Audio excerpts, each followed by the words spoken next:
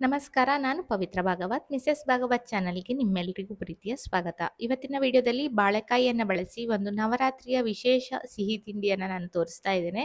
ಕಜ್ಜಾಯದ ರೀತಿಯಲ್ಲಿ ಈ ರೆಸಿಪಿಯನ್ನು ಮಾಡ್ತೇವೆ. ಯಾವ ರೀತಿಯಾಗಿ ಈ ರೆಸಿಪಿಯನ್ನು ಮಾಡೋದಂತ ನೋಡೋಣ ಬನ್ನಿ. ಮೊದಲಿಗೆ ಒಂದು ಪಾತ್ರೆಯನ್ನು ಬಿಸಿಗಿಟ್ಟು ಅದರಲ್ಲಿ ನೀರನ್ನು ಹಾಕೊಂಡಿದ್ದೇನೆ. ನೀರು ಬಿಸಿಯಾದ ನಂತರ 2 ಬಾಳೆಕಾಯಿಯನ್ನು ಅದರ ಚೊಟ್ಟನ್ನು ತೆಗೆದು 2 ಭಾಗ ಮಾಡಿ ಹಾಕೊಳ್ತಾ ಇದ್ದೇನೆ. ಬಾಳೆಕಾಯಿಯನ್ನು ಸ್ವಲ್ಪ ಮೆತ್ತಗಾಗುವ ತನಕ ಬೇಯಿಸ್ಕೊಳ್ಬೇಕು. ಇದೊಂದು ಹವ್ಯಕರ ವಿಶೇಷ ರೆಸಿಪಿ. ಸಾಮಾನ್ಯವಾಗಿ ನವರಾತ್ರಿಗೆ ಹಾಗೆ ಗಣೇಶ ಚತುರ್ಥಿಗೆಲ್ಲ ಈ ರೆಸಿಪಿಯನ್ನು ಮಾಡ್ತಾರೆ. ನನ್ನ ಒಬ್ಬರು ರಿಲೇಟಿವ್ ಈ ರೆಸಿಪಿಯನ್ನು ಹೇಳ್ಕೊಟ್ಟಿದ್ರು. ಇದನ್ನು ನಿಮ್ಮ ಜೊತೆ ನಾನು ಶೇರ್ ಮಾಡ್ತಾ ಇದ್ದೇನೆ. ಬಾಳೆಕಾಯಿ ಎಲ್ಲ ಬೆಂದ ನಂತರ ತಣ್ಣಗಾದ ಮೇಲೆ ಅದರ ಸಿಪ್ಪೆಯನ್ನು ತೆಗೆದು ಹಾಕೊಂಡು ಇದನ್ನು ತುರ್ಕೊಳ್ಬೇಕು. ಇದರಿಂದ ಹಿಟ್ಟನ್ನು ಮಾಡ್ಕೊಳ್ಬೇಕು. ಗಂಟುಗಳು ಉಳಿಬಾರ್ದು. ಹಾಗಾಗಿ ತುರಿದಾಗ ಗಂಟುಗಳು ಉಳಿಯುವುದಿಲ್ಲ. ಇದನ್ನ ಚೆನ್ನಾಗಿ ಗಂಟುಗಳಿಲ್ಲದ ಹಾಗೆ ತುರ್ಕೊಂಡು ತಗೊಳ್ತೇನೆ. ಹಲವಾರು ಬಗೆಯ ನವರಾತ್ರಿಯ ರೆಸಿಪಿಗಳನ್ನು ನಾನು ಈಗಾಗಲೇ ಪೋಸ್ಟ್ ಮಾಡಿದ್ದೇನೆ. ನೀವು ಆ ರೆಸಿಪಿಗಳನ್ನೆಲ್ಲ ನೋಡಿಲ್ಲ ಅಂದರೆ ಖಂಡಿತ ಒಮ್ಮೆ ಚೆಕ್ ಮಾಡಿ. ಒಂದಕ್ಕಿಂತ ಒಂದು ಚೆನ್ನಾಗಿದೆ. ನೀವು ಮನೆಯಲ್ಲಿ ಟ್ರೈ ಮಾಡ್ಬೋದು. ಈಗ ಇದಕ್ಕೆ ಉಪ್ಪನ್ನು ಹಾಕ್ಕೊಳ್ತಾ ಇದ್ದೇನೆ. ಹಾಗೆ ಸ್ವಲ್ಪ ಅಕ್ಕಿ ಹಿಟ್ಟನ್ನು ಕೂಡ ಹಾಕ್ಕೊಳ್ತೇನೆ. ನಾನಿಲ್ಲಿ ಇದನ್ನು ಮಾಡಲಿಕ್ಕೆ ಸಾಂಬಾರಿಗೆ ಬಳಸುವ ಬಾಳೆಕಾಯಿಯನ್ನು ಬಳಸಿದ್ದೇನೆ. ಕೆಲವೊಬ್ಬರು ಇದಕ್ಕೆ ಕರಿ ಬಾಳೆಕಾಯಿಯನ್ನು ಕೂಡ ಬಳಸ್ತಾರಂತೆ. ನಿಮಗೆ ಯಾವುದು ಸಿಗ್ತದೆ ಅದರಿಂದ ಮಾಡ್ಕೊಳ್ಬೋದು. 2-3 ಟೇಬಲ್ ಚಮಚ ಆಗುವಷ್ಟು ಅಕ್ಕಿ ಹಿಟ್ಟನ್ನು ಹಾಕ್ಕೊಂಡು ಕಲಿಸ್ಕೊಂಡು ನೋಡಿಕೊಂಡು ಮತ್ತೆ ಸ್ವಲ್ಪ ಅಕ್ಕಿ ಹಿಟ್ಟನ್ನು ಹಾಕ್ಕೊಂಡಿದ್ದೇನೆ. ಹಿಟ್ಟು ಪೂರಿ ಹಿಟ್ಟಿನ ಹದದಲ್ಲಿ ಇರಬೇಕು. ತುಂಬ ಮೆತ್ತಗೆ ಆದರೂ ಕೂಡ ಎಣ್ಣೆ ಹೀರ್ಕೊಳ್ತದೆ. ತುಂಬ ಗಟ್ಟಿ ಆದರೂ ಕೂಡ ಅದಕ್ಕೆ ನಾವು ಪಾಕವನ್ನು ಮಾಡಬೇಕು. ಅದನ್ನು ಪಾಕವನ್ನು ಹೀರ್ಕೊಳ್ಳೋದಿಲ್ಲ. ಹಾಗಾಗಿ ಹದವಾಗಿ ಪೂರಿ ಹಿಟ್ಟಿನ ಹದಕ್ಕೆ ಇದನ್ನು ಕಲಿಸ್ಕೊಳ್ಬೇಕು.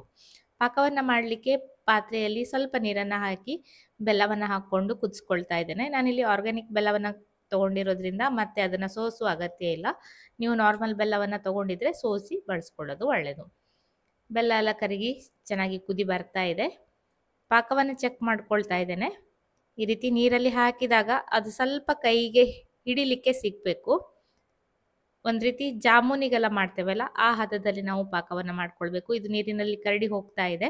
ಹಾಗಾಗಿ ಮತ್ತೆ 2-3 ನಿಮಿಷಗಳ ಹೊತ್ತು ಕುದಿಸ್ಕೊಂಡೆ. ಈಗ ಪಾಕವನ್ನು ನೋಡ್ಕೊಳ್ತಾ ಇದ್ದೇನೆ. ಅದರಲ್ಲಿ ಹಾಕಿದಾಗ ನಿಂತು ಸ್ವಲ್ಪ ಅದನ್ನು ಎತ್ತಲಿಕ್ಕೆ ಬರುವ ಹಾಗೆ ಆಗಬೇಕು. ಇದು ನೋಡಿ, ಈ ರೀತಿ ಸ್ವಲ್ಪ ಗಟ್ಟಿಯಾಗಿದೆ. ತುಂಬ ಗಟ್ಟಿಯಾದರೂ ಕೂಡ ನಾವು ಪೂರಿ ರೀತಿ ಮಾಡಿ ಹಾಕಿದಾಗ ಪಾಕವನ್ನು ಎಳ್ಕೊಳ್ಳೋದಿಲ್ಲ.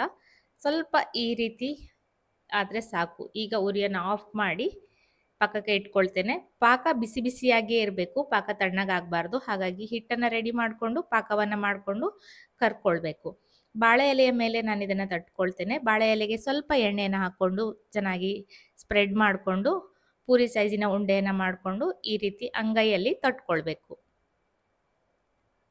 ಪೂರಿಯ ಹಾಗೆ ಉಬ್ಬಿ ಬರ್ತದೆ. ಇದರಿಂದ ನೀವು ಖಾರವಾಗಿ ಬೇಕಾದರೂ ಮಾಡ್ಕೊಳ್ಬೋದು. ಖಾರ ಪೂರಿ ರೀತಿಯಲ್ಲಿ ಕೂಡ ಮಾಡ್ಕೊಳ್ಬೋದು.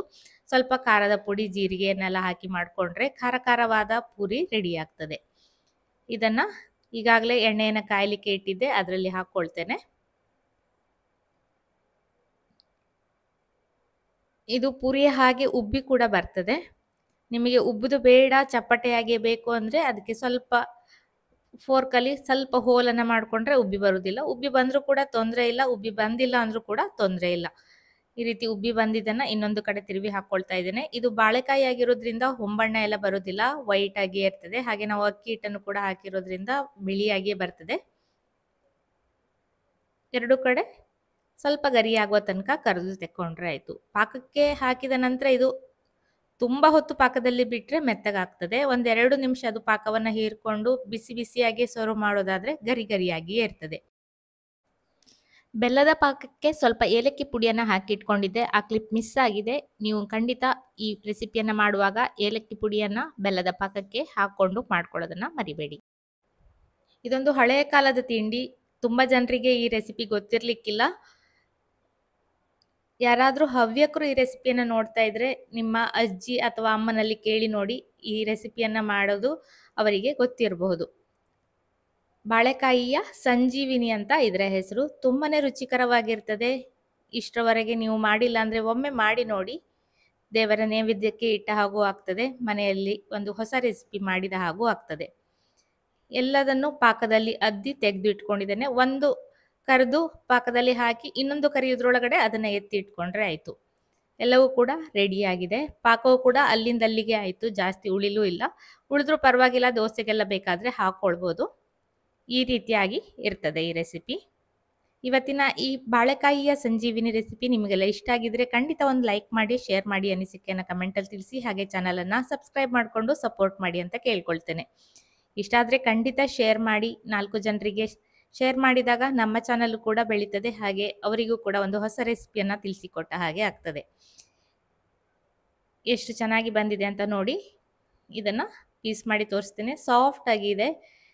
ಸ್ವಲ್ಪ ಹೊತ್ತು ಬಿಟ್ಟರೆ ಸಾಫ್ಟ್ ಆಗ್ತದೆ. ಮೇಲ್ಗಡೆ ಲೇಯರ್ ಗರಿ ಗರಿಯಾಗಿರ್ತದೆ. ತುಂಬಾನೇ ಚೆನ್ನಾಗಾಗ್ತದೆ. ಖಂಡಿತ ಟ್ರೈ ಮಾಡಿ. ಇದೇ ರೀತಿ ಇನ್ನೊಂದು ರೆಸಿಪಿಯೊಂದಿಗೆ ಬರ್ತೇನೆ. ಅಲ್ಲಿಯವರೆಗೂ ನಮಸ್ಕಾರ.